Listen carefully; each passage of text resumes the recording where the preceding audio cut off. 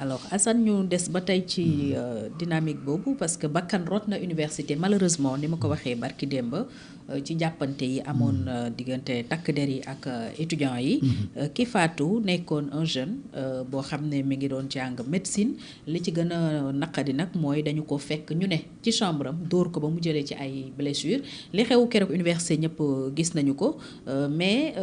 li ci gouvernement bi wax démb Assane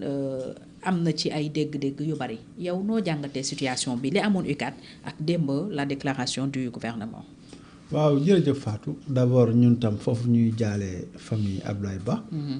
di leen masawu di ko jaale le monde estudiantin ak tous les Sénégalais. parce que tamit metti na xale dans ces conditions là génn àddina. ñun dañuy jàpp ni loolu boo amee souvent dañuy wax ni ci li mënoon ñàkk la bokk. parce que l'État yàlla dafa def ministre de l'intérieur mu ngi koy wax démb dafa am li ñuy wax possibilité am violence légitime. maanaam tey moom mën na la jaay doole te teg ci yoon. État pour mu jaay doole nit walla mu jaay doole groupe bu nit day fekk ay conditions ñett lañ ko tegal ñett. yoon da ko tegal ñetti condition bu njëkk bi daka ne ordre bi jógee fa muy jóge na légal ordre bi na légal maanaam ki ko joxe ordre bi war na ko war a joxe ña koy doxal ordre bi ñuy professionnel la ñu tàggat ca loola ñu war kaa def mooy le caractère légal beneen bi mu ni ko loolu maintien de l'ordre boobu ngay def dafa war a nécessaire mënul ñàkk d'ailleurs dañuy wax absolue nécessité loo xam ne dañu seet ba mënuñoo bañ a intervenir def loolu ñu intervenir def loola beneen bi nag mu nekk na proportionnel boobu nag mooy problème xam nga démb d'ailleurs le ministre le général Birame Diop le ministre des forces armées wax na ko clairement nit mënul yor xeer nga indi ko char de combat char de combat da koy indil ay djihadiste ak ay bon ak ñeneen peut-être des groupes dangereux quoi je veux dire ñoo xam ni peut-être dañu yor arme comme yow nekk des groupes dangereux mais un étudiant buy jàng nekk de surcroît ci néegam néeg ba amul fital amul kalachnikov bon franchement pour nga maîtriser ko war naa mën a nekk. te ku daw ba toog ci néeg sax Assane. waaw ku nekkatul danger. waaw soxlatul maintien. et puis maîtriser ko peut-être boo ko dee arrêté nga arrêté ko mais faat bi mooy problème te du tey. parce que dóor yi baa indi dóor yaa indi faat ba di mooy tax ni mu faatu peut-être que dañ jàpp ne dañ koy corriger mais nit boo ko dóor yenn dóor yi mën na gaañu. donc mën na faatu. c'est pas nouveau xam nga gis naa ni. d'ailleurs ñu ngi fàttali ko ay cas Balla Gaye ak ay Fallou Sène ak cas yu bari jaar na fi mais dama doon faral di wax souvent te di ko ñaawlu saa bu amee manifestation violente ci université yi ñaare day am décès au moins kenn mais je me suis dit mais loolu lan moo ko waral c'est-à-dire man question boobu dama ko doon voilà en tant que journaliste dama ko yàgg laaj. et c'est devenu très récurrent. waaw bu amee manifestation grave mu am un étudiant bu décédé après coow am bari coow Fallou Sène mi dëkkoon Paatar ñoom Balla Gaye ñoom ñeneen man keroog le matin bi may seetaan les images dama ne ñii bala ñoo pare bakkan dina am ku ci gaañu waaw parce que peut-être ni mu doon fonctionner mais je dis est-ce que mënuñu maintenir l'ordre ci campus yi sans que kenn faatu ci ça doit être possible war naa mën a nekk parce que bon ministre bi dégg naa ko mu koy wax démb le ministre de l'enseignement supérieur wax na ko Ngom mais aussi yeneen ministres yi ñu koy fàttali nii les franchises universitaires c'est le campus pédagogique de chambre yi bokk ci même bu ci bokkoon bu nécessité amee mooy li ma wax sànq. bu waree parce que amul homme de loi fu mu warul mën a intervenir bu ko laajee. c'est-à-dire que même bu doon campus pédagogique. fi ñuy jàngale noonu ñuy jàngale cours yu jékki-jékki nit yor fa kalachnikov mais force de l'ordre dañuy ñëw fekk ko c'est-à-dire que nécessité fait loi la nécessité fait loi su fekkente ni c'est nécessaire rek force de l'ordre yi war nañ mën a intervenir donc ñun waxuñu ni force de l'ordre yi mënuñu intervenir jusqu'à présent waxuñu loolu li ñu wax mooy la façon bi ñuy intervenir les modalités ak dispositif bi ñuy intervenir parce que dégg naa nit ñi y avait xaw ma des chars xaw ma la benn dispositif char mais dispositif boobu gisuma li waral moom exigeant d'ailleurs damay def benn remarque parce que man maa ngi université aussi mais université boo ñëwee en face du campus social ci bunt bi mais xam nga policiers yi sont stationnés foofu d'une façon permanente c'est-à-dire duñ fa jógee en face nii rond-point bi policiers yi ñu ngi foofu tout le temps mais xam nga loolu lu mu tekki loolu moo di dox yor paakaayam wala ngay dox nga wékkoo jaasi ci sa biir yére wala ngay dox yor pistolet c'est-à-dire que état bi c'est comme si. day dànkaafu fu mu toll. à tout moment mu ngi ni université bi dama fi war a intervenir. à tout moment mais pourquoi retiré wuñu policiers yi pour bis bu amee problème les policiers yi ñëw mais pourquoi stationnement permanent maanaam kon yow daal yaa ngi doxaale sa arme. te arme sabab la sama benn papa da doon wax mu ne arme sabab la mooy naam da nga koy mel ni yow boo ko yoree arme dana naan utiliser ma. utiliser ma waaye loo amul doo ko utiliser ma waaye dafa mel dalay xiir moo tax généralement ñi am culture yor jaas yi tout ça dañuy am habitude di gaañ nit parce que arme bi ngay yor dalay inciter à ce que ngay utiliser arme bi. de la même façon boo jëlee ay blindé teg ko ci en face université étudiant yaa ngi jàng normal dara xew fi nga jël ay blindé teg yaa ngi prêt psychologiquement yaa ngi naan écoutez à tout moment problème mën na am donc à tout moment problème day am parce que da nga ko sababloo. et cette présence permanente même est-ce que du indi banalisation. si parce que ñu ngi lay gis. tout le temps ñu ngi lay gis tout le temps day banaliser. oui day banaliser li nga wax nii c'est tellement fort. oui en matière de maintien de sécurité. après day tax wegeel bi. waaw parce que ak ragal tout le temps dañ bu lay njëkk gis boo gisaan policier. waaw nga gis char bi nga naan bii char moom mais char bi ñëw gaare ka fa fay ka boo ñëwee romb ko gauche droite yenn saa yi nga yëy caaf tem sax nga wéeru ci di yëy caaf bon. ak di naan café. léegi après da nga koy banaliser. or li gënoon en matière de maintien de l'ordre dissuasion maanaam fexe ba doo ñime citoyen bi du ñime policier bi du ñime gendarme bi loolu dafa fort te effet dissuasif mënul am bu fekkente ni à tout moment ñu ngi koy gis ñu ngi fii taxaw ñu ngi nii taxaw donc man daal foofu laa gis ni y a peut-être une stratégie à revoir pour man parce que di leen fa teg tout le temps pour man moo gàddu jaasi tout le temps ñooyam yow yaa ngi prêt rek tout à tout moment rek. yaa ngi dank sa kurpeñ rek. waaw pour xeex. alors que en réalité loolu aussi loolu tamit gënul. beneen aspect bi nag mooy évidemment les modalités c'est-à-dire que bu fekkente ni l'officier qui est sur le terrain dañ ko jox ordre ne ko maintenir l'ordre duñ ko wax forcément nan lay maintenir l'ordre moom moo xam ak jàngam xam-xamam expérience am. di moyens yi ñu ko jox les moyens humains ak les moyens matériels mu évaluer le danger en face xool nan lay apporter une réponse loolu loolu c'est personnel aux officiers yi nga xam ne ñoo yor opération sur le terrain c'est pas facile nag parce que affaire étudiant yombul duggante étudiants yi c'est très difficile mais ñun ñëpp jaar nañ ci étudiant mais il faut que moyens yi ñuy déployer ñu def tout pour éviter nit ku faatu parce que démb maa ngi gis ci benn vidéo benn maire ni chaque jour rek am ku dee nañ suñu doom ñi ñuy rey di rey rek mais wax na dëgg c'est-à-dire que à chaque fois day am ku dee mais est-ce que mënuñu éviter ku dee daloon nañu Kayar parce que Kayar dafa bi Guet Ndar yi xeexee ak waa Kayar man ma ñëw fa reportage boobu maa ngi quotidien le matin may waxtaan ak commandant bi ci brigade bi ñu ngi taxaw ni ci biti mooy pas le commandant de brigade mais ki ñu ko dépêché de Thiès mu yore opération yi le colonel may waxtaan ak moom ni rek gars yi ñëw na ko am na opération bu am géej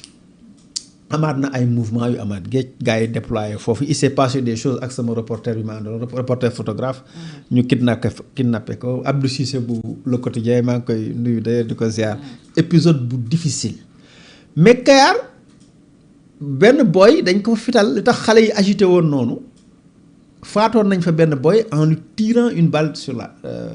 tête alors que xale boobu mu ngi doon daw Malick Baye Sangalkam période boobu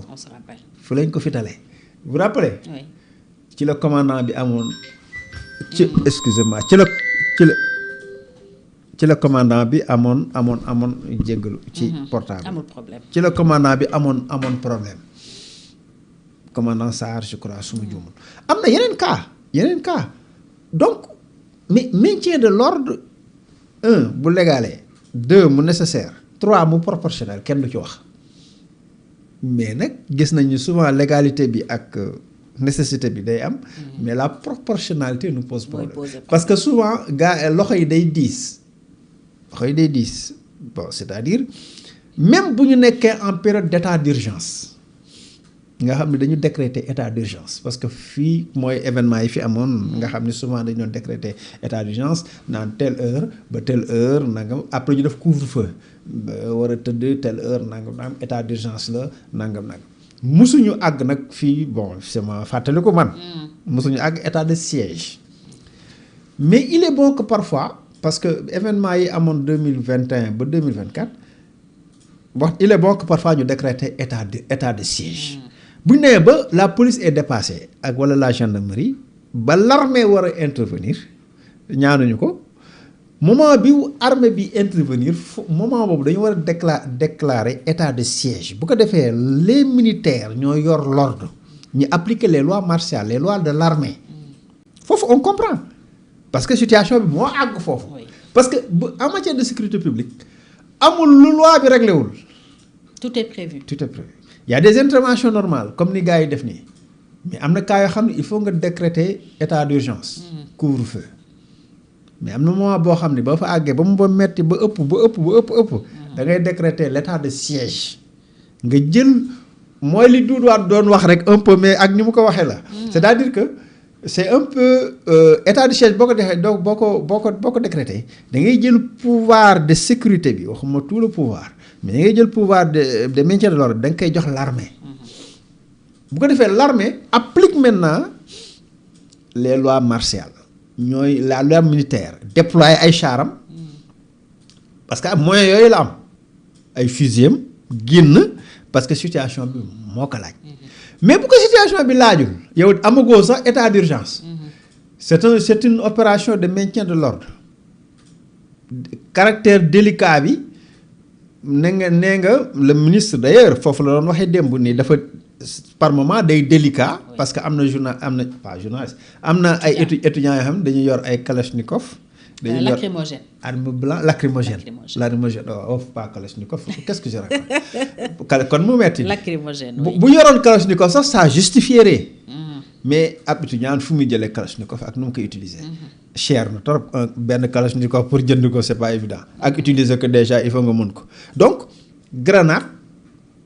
cocktail molotov arme blanche peut-être mu am waxuñu amul de mun nay am donte image yi ñu fa gis voilà yéeme na ci est-ce que réellement moment boobu lañ ko jël nit ñaa ngi discuter am na ñoo xam ne d'accord ci du tout et je crois que def nga ci vidéo d'ailleurs donc danger bi pour man warul mën a tax ñuy imminence danger bi ñu mën a utiliser yenn moyens mais surtout benn façon bi c'est-à-dire que ñëw dóor jàpp nit dóor loolu aussi c'est un problème ah parce que maa ngi fàttali France amoon nañ fii les gilets jaunes manifestation yu tar contre Macron là mais déggoo fa pratiquement ku décédé hein je pense que ñi nga xam ñoo war a ñu bëri sax ñi ngi doon comparer justement ni ñu situation foofu ak ni meloon mais taxul ba gilets jaunes yi c'est ça il y a des abus quand même des bavures policières si am na mais pas de mort d'homme ensuite chaque jour ñooñu ñëw wàcc sur le terrain les banlieues là xam nga jeunes yi banlieues yi rakkaaju amuñu liggéey nangam dal ci kaw état bi toj ay magasin lakk ay oto ci biir quartier yi mooy comme li ñu dundoon ñun 2021 ba 2024 mu am France di répété wu France dafa mel ni ay seex ak ñun parce que souvent dañuy bokk. loo leen dal dañuy bokk loo leen dal ñu. dañuy bokk ay situation ay feebar. waaw dañuy niroo ay situation alors donc mais ñoom pourquoi ñu fexe ba maintenir l'ordre te sans kenn dee te pourquoi à chaque fois kenn mooy dee voilà man question boobu chaque fois dama koy posé wu mais aw ma réponse chaque fois kenn mooy dee c'est soit Balla Gaye wala Fallou Sène wala Abdoulaye Ba wala keneen ak keneen avant parce qu'il y avait des décès wala Malick Ba wala un jeune tel bari na ay décès yu ñu enregistré ci ay manifestations violentes c'est-à-dire que bu manifestation violente amee rek même pour l'université bu manifestation bi ëppee doole tuuti rek da ngay gis kenn dee. day enregistrer un mort. Là on se dit ñuy interpeller peut-être les officiers ñu yore loolu ñoo xam ne seen xam-xam loolu la. que ñu xool quel est le problème ñu identifier problème bi pour régler pour trouver des solutions parce que bu dee stratégie ñoom ñoo si gën a ay fop bu dee information ñoo ñu ëpp information fop à partir de ce moment là li ñuy laaj ni ñoom am nañu réponse yi. am nañu réponse yi maintenant am na lu ñuy wax la raison d'état état bi du la wax lépp moo tax état di saay-saay état day saay-saay parce que état du la wax lépp état moo goro yam goro faatu goro day xam défaut doom yëpp bu la koy may te du la ko wax daa ba su déggoo ñu la olof ne la loo muus sa goro gën laa muus parce que boo ñëwee di ñaan noonu waa kii kay moom waaw lu xale bi am défaut xam nañ ko waaw lu défaut bu nes moom rek xam na ko mais du la ko wax état un peu comme ça day saay-saay aussi parce que défaut yi am ci administration défaut yi am ci service de sécurité force de défense défaut yi am faneen état da koy xam day xam mais état am na yoo xam du la si communiquer du la wax mais je crois que daal quel que soit li xew quelle que soit suñu stratégie ak nu mën di demee nañ éviter di faat xale yi loolu moom impératif la war a doon si ñun parce que man discours bi yàgg njëkk ma ko wax tey de wax naa ko ay année si ginnaaw wax naa ko su Ablaye Wade wax naa ko su Macky Sall parce que dañ ko doon gis j'ai toujours posé la question ma ne mais pourquoi un mort à chaque fois université Gaston Berger faneen ak faneen chaque fois day am benn mort je dis mais pourquoi un mort pourquoi pas 0 mort et pourquoi pas 2, 3 bu fekkee day am mort mais pourquoi à chaque fois un mort ça veut dire il y a un problème j'espère que c'est pas une stratégie quand même j'espère parce que c'est pas bien intimider dissuader mais attends loolu mënu nekk stratégie c'est pas possible bon donc xale yi ko si ministre bi wax na ko le ministre j'ai beaucoup aimé Général Birame Diop. Oui, le discours de Birame Diop. J'ai beaucoup aimé. Un discours très rassembleur, très responsable. Parce que un homme d'État. li mu la wax loolu moo am koo fi gis yéen a bokk xanaa yaa xamul mais bu ngeen seetee ba lijjanti waxtaan di nga gis. leen yàlla fu ngeen bokkee. te c'est pas souvent du am hasard li tax yàlla boole leen c'est pas un hasard. Oui. Souvent bu ngeen ko gëstoo rek di ngeen gis les raisons. pour lesquels li tax yàlla boole leen donc ñun réew mi benn bopp la léegi nag ku si nekk ci ñun nag yàlla dafa def ngay yëngatu ci benn côté ñii dañuy yëngatu ci lii ñii yëngatu ci laa ñii yëngatu ci lële li jiitu lépp nag mooy li jiitu institution mooy nawante bi ñu war a nawante cër bi ñu war a joxante cër mooy li ñu waxoon sax mooy sutura bi ñu war a sàngante loolu moo jiitu lépp moo mën institution moo mën lépp bu ñu ko mettre en avant je crois que dinañ ci mën a génn et j'ai vu des officiers et là dañ leen di rendre hommage par exemple ci événement 2021 yi yoon officier biy nettali ba rangoñ ñoom di tuuru par rapport ak décision yi mu jëloon sur le terrain par rapport à des situations gis nañ ne également xale yi bu ñu nee ba surexcité di xeex dañuy gëmmu parfois ñu ëppal di wax lu ëpp di def lu ëpp mais ay xale lañ aussi te l'université de Dakar dafa am tradition aussi ay trouble yàgg na affrontement parce que front comme on appelle. weddi wuñu léegi sax ñoo wax front comme dans l'armée weddi wuñu également que beaucoup d'étudiants dañuy politiser c'est-à-dire dañuy def ay engagement politique gis nañ fi démb ak barki démb maa ngi gis ay audio ay étudiants naan dañ doon grève 8 mois pour fal leen di avouer alors que donc yow bi ngay grève c'était pour que Sonko falu donc voyez un peu donc à partir de ce moment yow yaa ngi avouer ni yow c'était pas pour université ngay grève da nga doon grève pour des questions politiques tey nag régime bi gis nga comme ñële defaloon nañ ko day jàpp ni ñii dañ ko contre aussi pour des questions politiques. oui dañ leen a manipuler. voilà dañ leen di récupérer parce que da leen a arrangé woon. da leen a arrangé woon démb ak barki démb mais tey arrangé tu leen parce que ñoo nekk au pouvoir léegi ñu dénoncé ko mais amoon na politisation am na mais aussi da ngay xool la justesse des revendications parce que tamit question bourse bi wax dëgg yàlla buñ ko remettre en question rek parce que ñoom itam ñu ngi débat trop ci bourse bi mais ne dañoo jël siñ fan bourse yi teg bët bourse xale yooyu c'est pas bien. déjà coow li juddu woon na assemblée nationale. si naan waruñoo am gis naa sax après ñu dellu ginnaaw. gis naa sax une dame daan ni dañoo war a tas kudd waaw parce que yooyu étudiant bi dafa war a liggéey oui parent am da ko war a mais c'est facile ça. trop facile parce que ñoom jaar nañ ci ba jàll quoi. c'est trop facile. nekkatuñu dans. gis nga ci 7000 milliards de budget. 100 milliards ngay alloué ko aux étudiants loolu dara moi je crois que daal li ñu fi fekkoon nañ fexe ba renforcer ko mais bu ñuy def seen restriction budgétaire yooyu parce que fu ne la ñuy laal fi mu ne nii. coppati ba wax machine café mais buñ ci boole quand même les étudiants. je crois que loolu moom vraiment